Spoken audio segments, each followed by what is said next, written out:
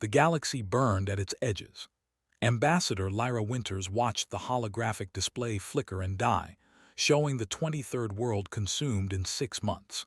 She sat among 47 alien species in the Grand Chamber, a crystalline structure that orbited Concordia, a neutral world where wars were supposed to end, not begin.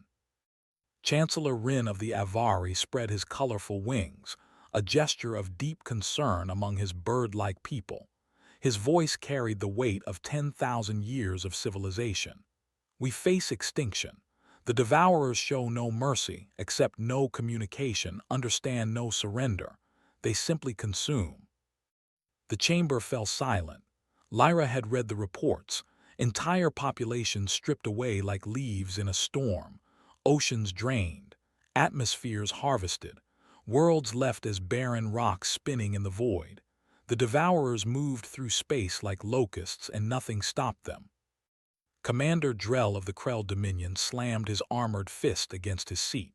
The reptilian warrior had lost his entire third fleet in a battle that lasted 4 minutes. We need soldiers. We need numbers. The humans have 11 billion people on their world.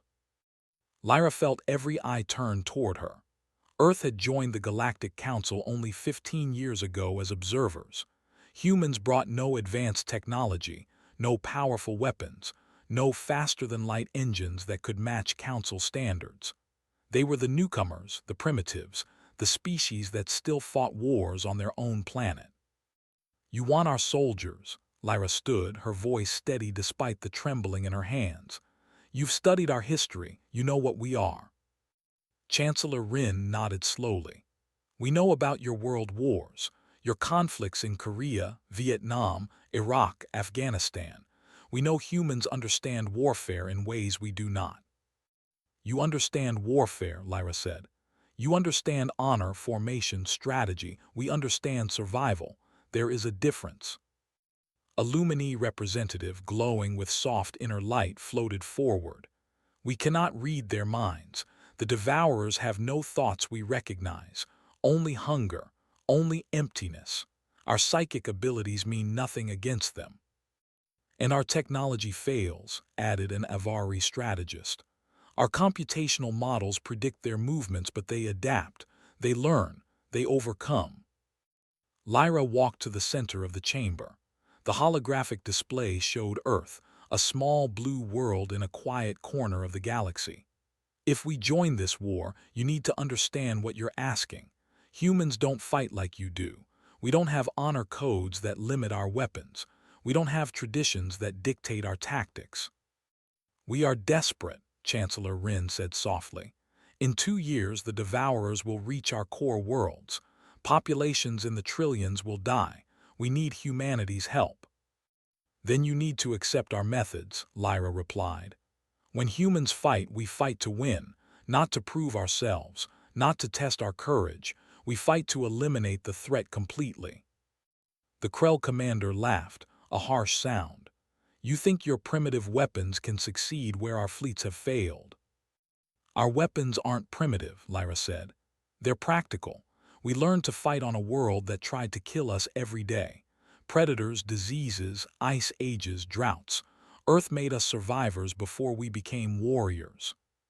She pulled up images of human history.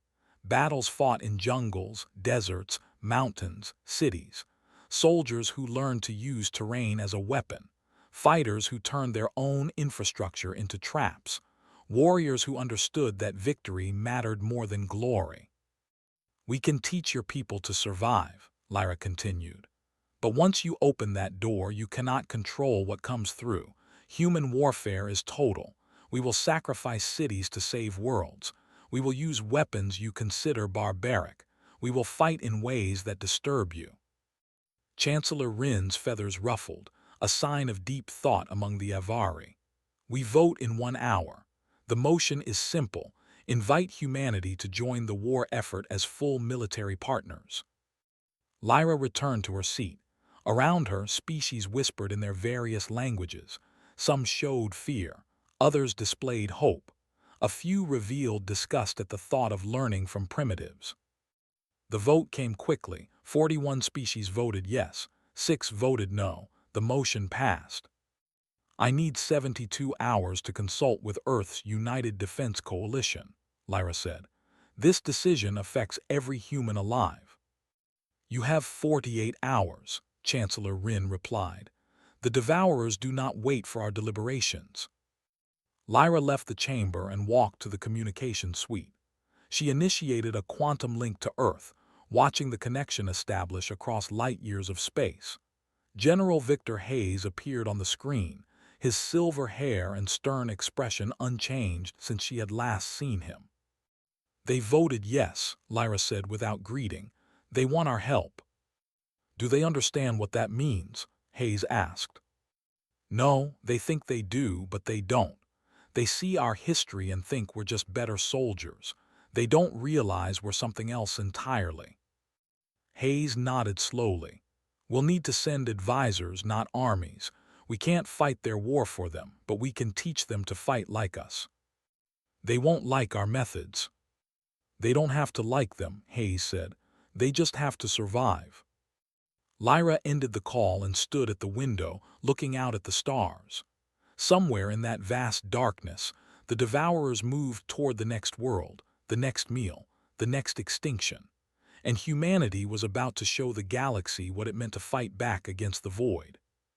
She thought about Earth, about the billions of people who would soon learn their planet had joined an alien war. She thought about the soldiers who would volunteer, knowing they might never come home. She thought about the methods they would use, the tactics that would shock their allies as much as their enemies. The Galactic Council wanted humanity's help. They were about to get exactly what they asked for, and Lyra suspected they would regret it long before the war ended. The secure bunker beneath Geneva held representatives from every military tradition Earth had ever produced. General Victor Hayes studied the faces around the curved table.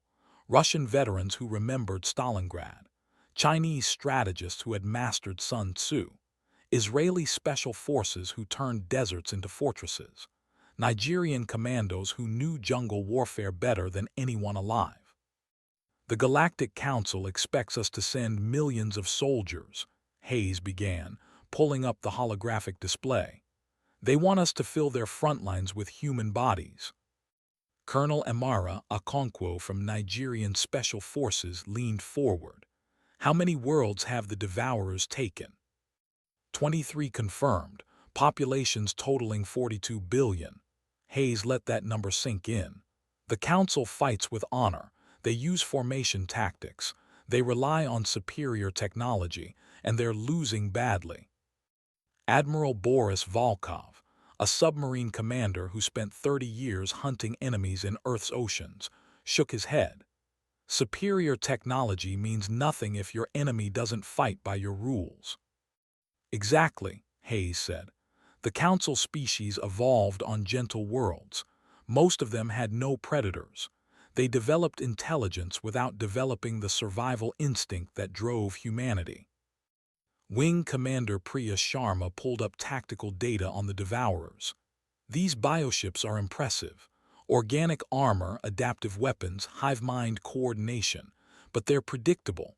They land, they spread, they consume. Same pattern on every world. Then we break the pattern, Okonkwo said. We teach the Council species to fight dirty. Hayes nodded. We're not sending millions of soldiers. We're sending 50,000 advisors, trainers, and specialists.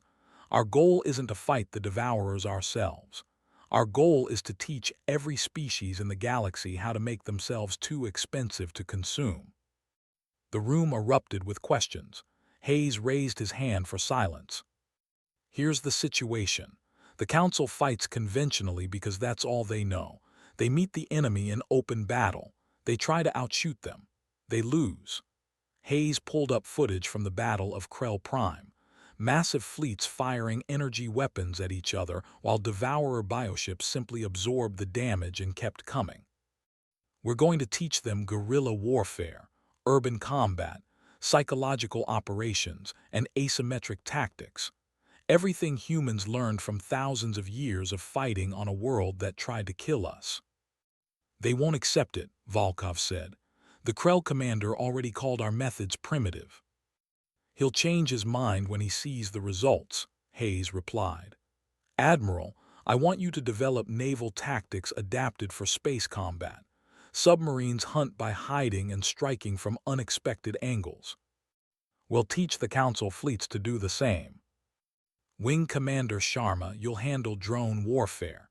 Cheap, disposable, overwhelming numbers. The Devourers use quantity against quality. We'll flip that against them. Colonel Okonkwo, you're leading the ground forces training program. Pick your best instructors. They need to teach alien species how to turn their own worlds into weapons. Okonkwo smiled. Where do we start? Vellis 4. Garden world, 2 billion inhabitants, peaceful herbivore species called Pelions. They've never fought a war in their entire history. Devourer scouts will reach them in 30 days. Hayes pulled up images of the Pelions. Tall, graceful beings with soft fur and large eyes. They looked like they belonged in a children's story, not a war zone. 30 days to turn pacifists into soldiers, Sharma asked. 30 days to teach them to survive, Hayes corrected. We're not making them warriors. We're making them understand that survival requires ugliness. The planning session lasted 18 hours. They developed training protocols, identified key personnel, and created supply chains for equipment. Hayes insisted on one critical rule. Humans would have complete tactical autonomy, no council oversight, no interference from species who thought they knew better. Lyra's face appeared on the communication screen. She looked exhausted. General, the council is getting impatient. They want our response. Tell them we accept under our terms. We send advisors, not armies. We train their people to fight like humans, and we have complete operational control of any mission we undertake. They won't like those terms. They don't have to like them. They just have to accept them or face the Devourers alone. Lyra smiled grimly. I'll deliver the message. Hayes turned back to his officers. Colonel Daniel Cross, you're taking the first team to Vellis 4, 500 of our best trainers. You have 30 days to prepare those people for hell. Cross stood at attention. What if they refuse to learn? Then they die, and we move to the next world. But make them understand one thing. The Devourers don't care about their peaceful culture. They don't care about their art or their philosophy or their gentle traditions. They only care about consumption. Show them what happens when nice species meet hungry ones, Okonkwo added. Earth survived because we learned to be meaner than anything that hunted us. Hayes pulled up one final image. Earth from space, beautiful and blue, covered in clouds and oceans. This is what the Devourers want. Every world in the galaxy stripped clean, every species extinct, every trace of civilization erased. The Council thinks we're barbaric because we fight without honor. They're about to learn that honor is a luxury. Survival is a necessity. The meeting ended. Officers dispersed to prepare their teams. Hayes remained alone in the bunker, staring at the tactical displays. The Devourers had consumed 23 worlds. They moved through space like a plague, unstoppable and merciless. But they had never encountered humanity. They had never faced a species that crawled out of the mud, survived ice ages, conquered predators, and turned a death world into home. The Devourers were about to learn what happened when you threatened survivors who had nothing left to lose. Hayes closed the tactical display and headed for the surface. Somewhere above, stars turned in the void, and among those stars, 50,000 human advisors prepared to teach the galaxy a lesson in survival. Vellis 4 looked like paradise. Purple forests stretched across continents. Crystal towers rose from golden cities. Water flowed clean and pure through channels designed by artists, not engineers. Colonel Daniel Cross stepped off the transport ship and immediately felt wrong about everything he saw. Beauty made terrible battlegrounds. The Pelions gathered in the central plaza to meet their human advisors. 2,000 volunteers stood in neat rows, their soft golden fur catching the sunlight. They wore ceremonial robes, not armor. They carried data tablets, not weapons. They looked at Cross and his 500 trainers with curiosity, not fear. "We are honored to learn from the human warriors," the Pelion leader said. Her name was Myra, and she spoke with the gentle voice of someone who had never screamed in terror. "We understand you will teach us to defend our world." Cross looked at his chronometer. 28 days until Devourer scouts arrived. 28 days to break everything these people believed about the universe. "Where are your weapons?" he asked. Myra gestured to a nearby building. "We have stun devices for peacekeeping. They render individuals unconscious without permanent harm." "Useless." Cross turned to his second-in-command. "Lieutenant Wright, demo package." Wright pulled out a small cube and placed it on the plaza's beautiful mosaic floor. The Pelions leaned closer, curious. Cross pressed the detonator. The cube exploded, shattering stone and sending debris flying. The Pelions stumbled backward, crying out in shock. "That's what's coming," Cross said into the sudden silence. "But much worse, much bigger, and it won't stop until everything you love is dust." Myra's large eyes filled with tears. "This is violence, this is destruction. We do not practice such things." "I know. That's why you're going to die unless you learn fast." Cross pulled up holographic footage from Devourer attacks. Pelions gasped as they watched worlds consumed, populations fleeing, bioships landing and releasing millions of insectoid drones that stripped everything organic down to bedrock. "Your stun weapons won't work on them. Your peacekeeping tactics won't slow them down. Your belief in nonviolence means nothing to an enemy that only understands hunger." Cross let the footage play. Let them see the truth. A young Pelion named Sura stepped forward. "What must we do?" "Forget everything you know about conflict resolution. Forget meditation and consensus. Forget your beautiful city and your peaceful traditions. For the next 28 days, you belong to Earth, and Earth is going to teach you to survive." Master Sergeant Lisa Chen took the first group to the outskirts of the city. She had fought in urban environments across Earth, from Manila to Lagos to Rio. She understood that cities could be weapons if you knew how to use them. "Your buildings are too pretty," she told the confused Pelions. "Pretty buildings make bad fortresses. We're going to fix that." Over the next week, Chen's teams taught the Pelions to think differently about their world. That beautiful crystal tower, demolish the lower floors and turn it into a sniper position. Those artistic water channels, flood them with chemicals and create kill zones. The underground transit system, perfect for ambush tunnels. The Pelions resisted at first. Each destroyed monument brought protests. Each modified building caused arguments. But Chen showed them more footage, more worlds consumed, more species extinct. "Your enemy doesn't care about beauty," she repeated endlessly. "Your enemy only cares about eating." Lieutenant Wright handled the engineering projects. He taught Pelions to weaponize their own infrastructure. Agricultural equipment became improvised armor. Chemical plants were rigged to release toxic clouds. The gardens surrounding the city, carefully maintained for 3,000 years, were mined and turned into explosive barriers. "This feels wrong," Sura said as he helped plant explosives beneath flower beds. "It is wrong," Wright agreed. "But it's necessary. We're not asking you to like this. We're asking you to survive." Cross watched the transformation from the command center. The Pelions learned quickly once they accepted the reality. Their gentle nature became an advantage in unexpected ways.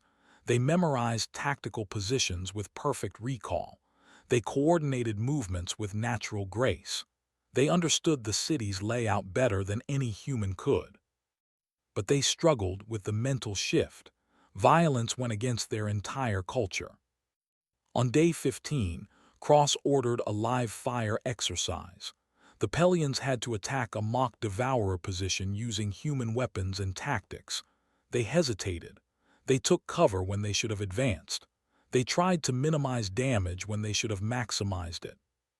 Cross stopped the exercise. This isn't working. You're still thinking like prey. We are not warriors, Myra said quietly. We are artists, philosophers, teachers. How do we become killers in 13 days? You don't become killers, Cross said. You become survivors. There's a difference. Killers enjoy violence. Survivors do what's necessary to protect what they love.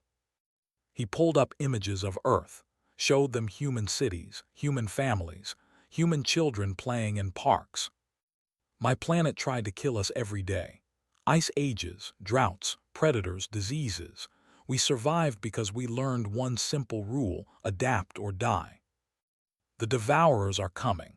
They will land in your beautiful city. They will consume your people. They will destroy everything you've built over thousands of years, unless you adapt. Sura raised his hand. What did Earth teach you that we need to learn most?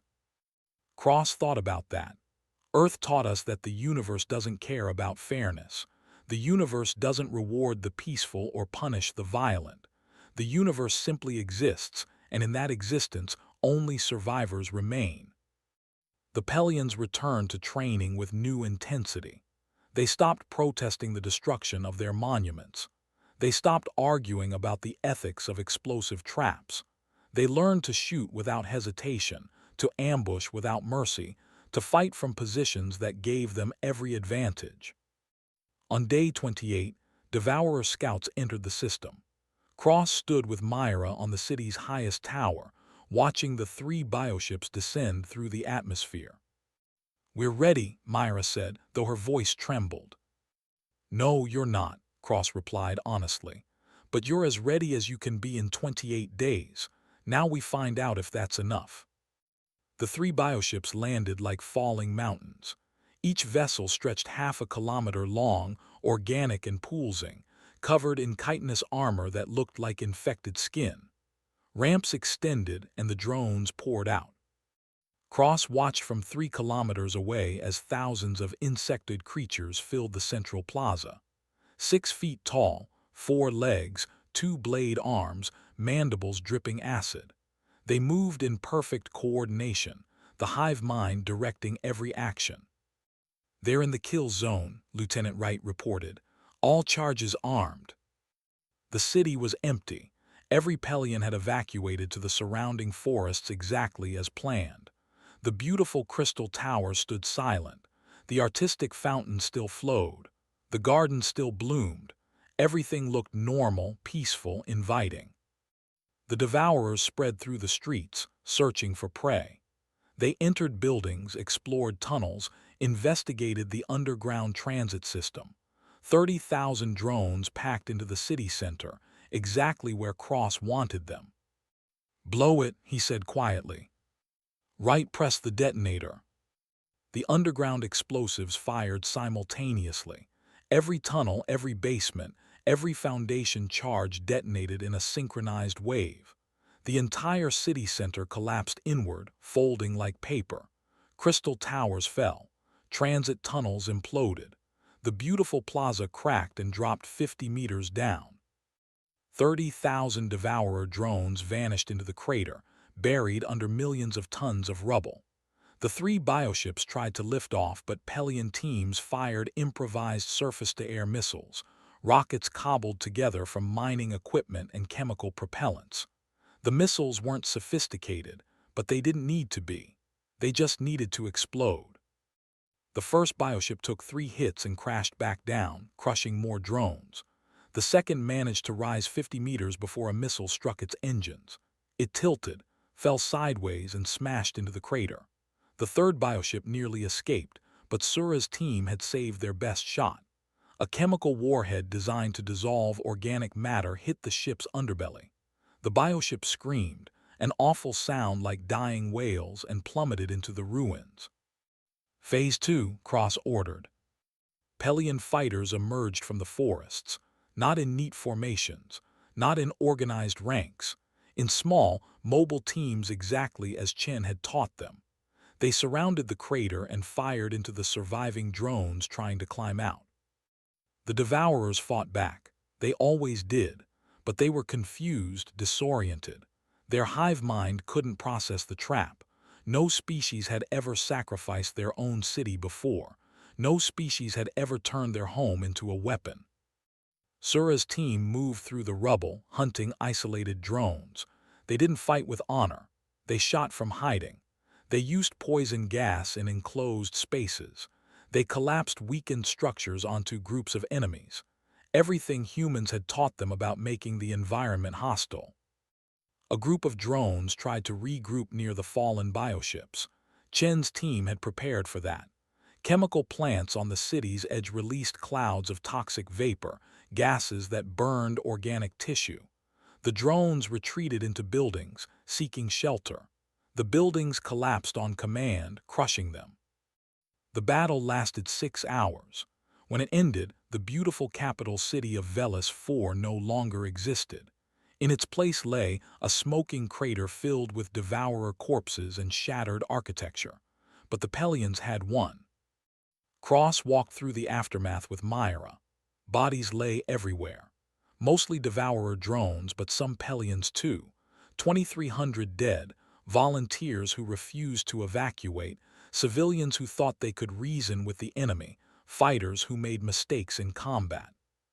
"We destroyed our greatest city," Myra said, staring at the ruins. 3,000 years of culture gone in 6 hours. "You can rebuild cities," Cross replied. "You can't rebuild extinct species." Chancellor Rin arrived from orbit with a delegation of council observers. They had watched the battle through satellites.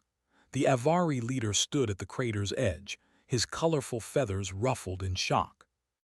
"This is not warfare," the Krell commander growled. "This is extermination." "This is survival," Cross corrected. "You wanted to know how humans fight, now you know." Rin pulled up battle statistics. 47-1 kill ratio. You lost 2,300 defenders and eliminated 108,000 Devourer drones plus 3 capital ships. This is the first major Devourer defeat in the entire war. "It won't be the last," Cross said, "but only if you're willing to fight like this. No formations, no honor, no rules except survival." The Krell commander turned away in disgust. "We are warriors, not butchers." "Then you'll lose," Cross told his back. "The Devourers don't care about your warrior code. They don't care about honor or tradition. They care about eating. And if you're not willing to be uglier than your enemy, you'll be their next meal." Sura approached, covered in ash and blood. The young Pelion looked different now. Harder, older. He had killed dozens of drones personally, fought for hours without rest, watched friends die beside him. "We won," Sura said. "You survived," Cross corrected. "Winning comes later when the Devourers stop coming entirely." News of the victory spread across the Council networks. Species who had lost dozens of worlds suddenly saw hope. The humans had done the impossible. They had stopped the Devourers. They had proven the hive mind could be defeated. But the Devourers learned too. Deep in consumed space, the hive mind processed the battle data. They had encountered thousands of species. They had consumed hundreds of civilizations. None had fought like this. The hive mind identified the source: humans. These primitives from the death world had taught the prey to fight back. They had introduced tactics the hive mind couldn't predict. They had turned defense into offense. The hive mind made a decision. 50 bioships were redirected from their current targets. New coordinates were calculated. A new world marked for priority consumption. Earth. Cross received the intelligence report 3 days after the battle. He read it twice, then called General Hayes. "They're coming for us," Cross said. 50 ships, full invasion fleet." Hayes didn't sound surprised. "How long?" 60 days. "Then we have 60 days to show them why you don't attack a death world." Hayes paused. "Bring your team home, Colonel. Earth needs every soldier." Cross looked at the Pelions rebuilding around the crater. They had learned to survive. Now humans had to prove they could do the same when the enemy came home. Earth had 60 days to prepare for annihilation. General Hayes stood before the United Nations Security Council and delivered the news without softening the blow. 50 Devourer bioships are coming. That's 10 times the force that attacked Vellis 4. They will arrive in 2 months. They will attempt to consume our entire planet. The council chamber erupted. Delegates shouted questions, demanded solutions, called for evacuation plans. Hayes waited for silence. There will be no evacuation. There is nowhere to evacuate to. The council worlds can barely defend themselves. Earth stands alone. Then we surrender, the French delegate said. We negotiate. We offer them something else. They don't negotiate, Hayes replied. They don't want our resources or our territory. They want to eat us, all 11 billion of us, and then they'll strip our planet bare and move on. He pulled up projections, mathematical models showing devourer consumption patterns. Earth would be attacked from multiple points. Bioships would land on every continent. Drones would spread like infection, consuming everything organic. Within 6 months, Earth would be a barren rock. Our only chance is to make Earth too expensive to eat, Hayes continued. We turn our entire planet into a weapon. Every ocean, every forest, every city becomes a battlefield where we have the advantage. How? The Chinese delegate asked. They outnumber us. They have superior technology. They have superior space technology, Hayes corrected. But they've never fought on a death world before. Earth has been trying to kill humans for 200,000 years. We know how to use this planet against our enemies. Colonel Okonkwo stepped forward with tactical displays. We've divided Earth into defensive zones. Each zone has specific terrain advantages: jungles, deserts, mountains, oceans, cities. The Devourers fight the same way everywhere. We'll fight differently in each environment. Admiral Volkov added his strategy. Our naval forces will use submarine tactics: hide, strike, disappear. The Devourers hunt by biosignature. Our submarines can stay submerged for months. We'll turn the oceans into ambush zones. Wing Commander Sharma presented drone warfare plans. We're manufacturing 10 million autonomous combat drones. Cheap, disposable, controlled by AI. We'll overwhelm their bioships with numbers. For every drone they destroy, we build 10 more. Hayes revealed the final element. We're deploying weapons the Council banned 3,000 years ago. Nuclear, chemical, biological. Everything we promised never to use again. The Council calls these weapons barbaric. We call them survival tools. The German delegate stood. You're talking about poisoning our own planet, rendering entire regions uninhabitable. Better uninhabitable than consumed, Hayes said. We can clean up radiation. We can neutralize chemicals. We can't bring back 11 billion dead people. Lyra watched the presentation from the observation gallery.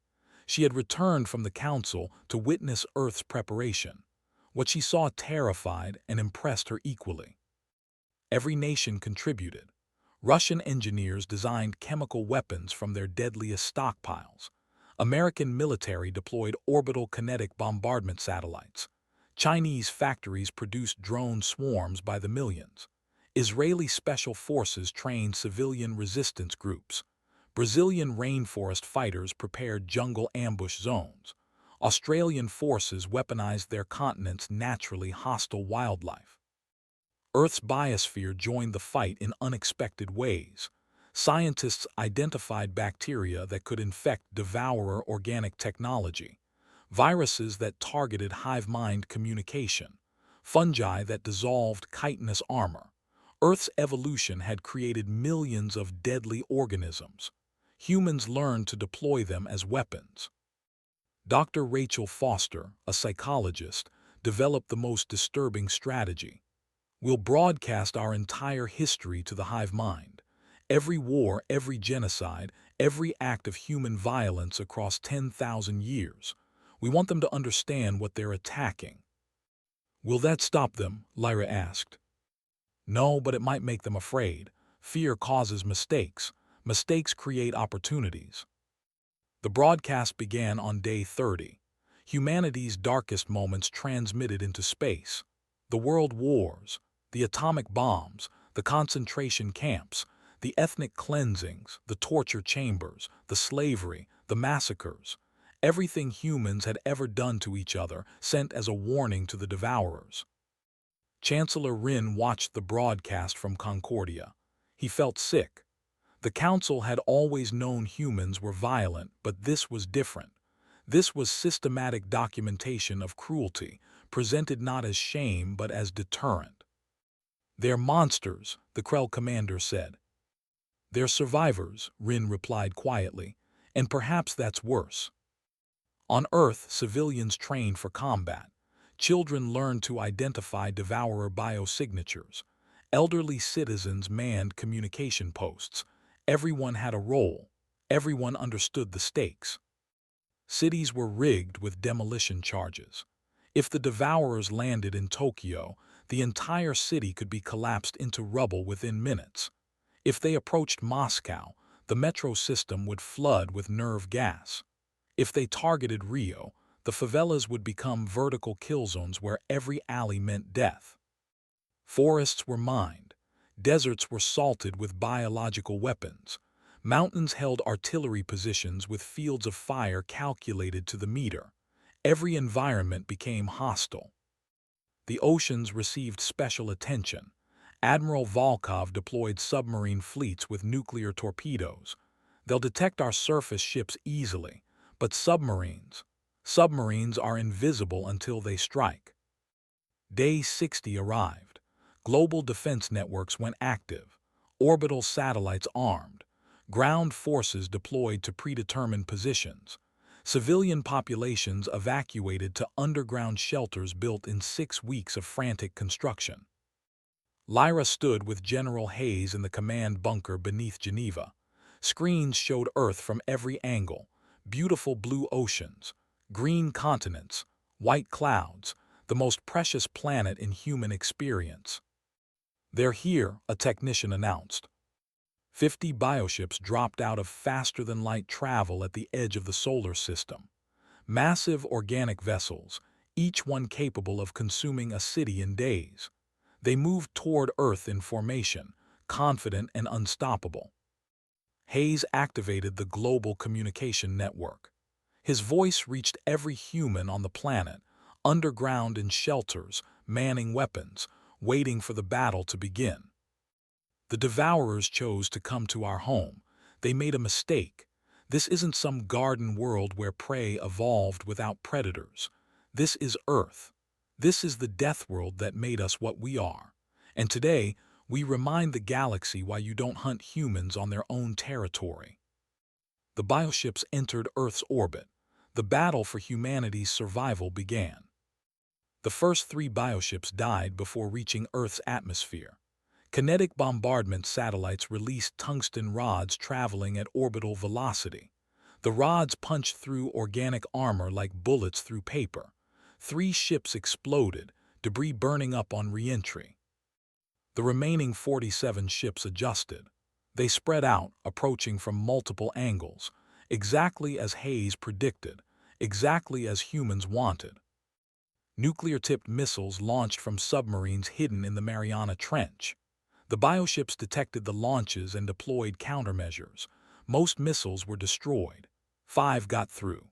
5 nuclear explosions in low orbit.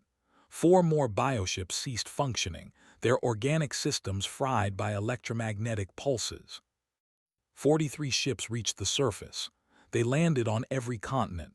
North America took 7 ships, Europe 5, Asia 12, South America 4, Africa 8, Australia 7, Antarctica none because even the devourers avoided that frozen wasteland. Millions of drones poured from the bioships. They spread across the landscape searching for prey. They found empty cities, abandoned farms, silent factories. Humans had evacuated everything, leaving the surface apparently defenseless. In the Amazon, devourer drones entered the jungle and died screaming. Earth's ecosystem fought back.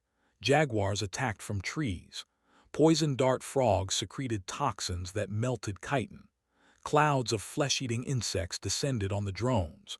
The devourers consumed some creatures, but many carried bioweapons designed to poison the hive mind's organic systems.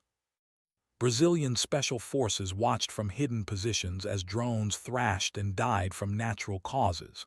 When the drones weakened, soldiers emerged for quick strikes, then vanished back into the jungle. Hit and run, ambush and fade, guerrilla warfare perfected over centuries. In the Sahara, Colonel Okonkwo led combined African forces against a bioship that landed in the desert. The devourers expected easy advancement across open terrain. Instead, they found sandstorms that stripped their sensors, extreme heat that exhausted their organic cooling systems, solar radiation stronger than most worlds, degrading their armor. Hidden beneath the sand, artillery positions opened fire, not with conventional shells but with biological weapons, viruses cultivated in Earth's deadliest laboratories, bacteria that consumed organic matter. The drones started dissolving from the inside. When the bioship tried to lift off, surface-to-air missiles struck its engines. The massive vessel crashed back down. Okonkwo's forces surrounded it and pumped nerve gas into its interior. The ship died slowly, all biological systems failing. In Moscow, devourer drones entered the metro system, pursuing what they thought were fleeing civilians. Admiral Volkov triggered the trap. The metro flooded with chemical weapons, liquids that burned through chitin faster than acid. 10,000 drones dissolved in the tunnels beneath the city. Tokyo's skyscrapers became vertical ambush zones. Drones climbed buildings hunting humans. When they reached predetermined floors, Wing Commander Sharma detonated charges. Buildings collapsed strategically, falling inward to minimize damage to surrounding structures. Thousands of drones were crushed. Australia deployed its most disturbing weapon, the continent's natural ecosystem modified for war. Scientists had bred aggressive versions of the deadliest snakes, spiders, and jellyfish. These creatures were released in waves against the drones. Each bite, each sting carried neurotoxins designed to shut down devourer nervous systems. The hive mind struggled to adapt. Every tactic it tried, humans countered. Every environment it entered became hostile. This wasn't warfare as the devourers understood it.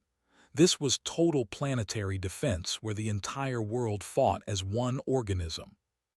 On day 15, General Hayes authorized the nuclear option. Devourer forces had massed in remote regions to regroup. Tactical nuclear weapons struck 12 locations simultaneously. Humans sacrificed their own territory to eliminate the concentrations. Radiation would linger for decades, but the devourers couldn't consume irradiated biomass. The psychological warfare worked better than expected. Dr. Foster's broadcasts flooded the hive mind with human violence. The devourers had never encountered fear before. Their collective consciousness began experiencing something new: doubt. They had consumed 200 worlds. They had eliminated hundreds of species, but none had fought like this. None had poisoned their own planet. None had turned their entire biosphere into a weapon. The hive mind started making mistakes. It pulled back when it should have advanced. It hesitated when it should have attacked. Doubt created gaps. Gaps became opportunities. Humans exploited every opening. 30 days into the invasion, 20 bioships remained functional. The others were destroyed or disabled. Devourer casualties exceeded 90% of landing forces. Human casualties reached 400 million dead, mostly from the initial landings and nuclear strikes. The hive mind made its final calculation. Earth was too expensive. The resources required to consume this world exceeded the resources gained. For the first time in devourer history, they chose retreat over consumption. The remaining bioships lifted off. Human forces fired everything remaining: missiles, railguns, orbital weapons. 8 more ships died during escape. 12 made it to space and jumped away. Silence fell across Earth. Cities burned, forests smoldered, radiation zones glowed, 400 million graves needed digging, but 11 billion humans survived. Chancellor Rin landed in London 3 days after the retreat. He walked through ruins with Lyra, seeing human survivors already rebuilding. A child, no older than 10, approached them. "Are the monsters gone?" the child asked. Rin knelt to the child's level. "Yes, the monsters are gone." The child nodded and ran back to help clear rubble. Rin stood slowly, understanding the truth. To this child, the Devourers were just another threat, just another challenge Earth threw at humanity, just another day on the Death World. The Galactic Council convened in emergency session. Species who had lost dozens of worlds sat in shocked silence as Earth's battle reports played. The primitives had won. The newcomers had achieved what no Council species could manage.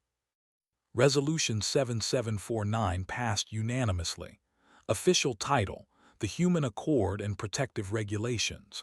Unofficial title: Never again drag humans into war. Humans received full Council membership, permanent security status, control over military training programs, but more importantly, the galaxy learned what happened when you threatened a Deathworld species. Lyra addressed the Council one final time. "You asked us to fight your war. We did. We won. We paid the price in blood. But understand this, we didn't fight like you because we're barbaric. We fought like ourselves because we're survivors. Earth made us this way. Every predator, every plague, every disaster taught us to adapt or die. You wanted warriors. You got survivors. Remember the difference." The Devourers never approached Council space again. Word spread through the hive mind. Avoid the blue world. Avoid the species that poisoned their own planet to survive. Avoid the Deathworld humans. Earth rebuilt. Radiation zones were cleaned slowly. Cities rose from ashes. The dead were mourned. Life continued because that's what survivors do. They endure, they adapt, they overcome. And across the galaxy, every species learned the same lesson. Never drag humans into war, because humans don't fight wars. They fight for survival, and they'll burn everything down before they lose.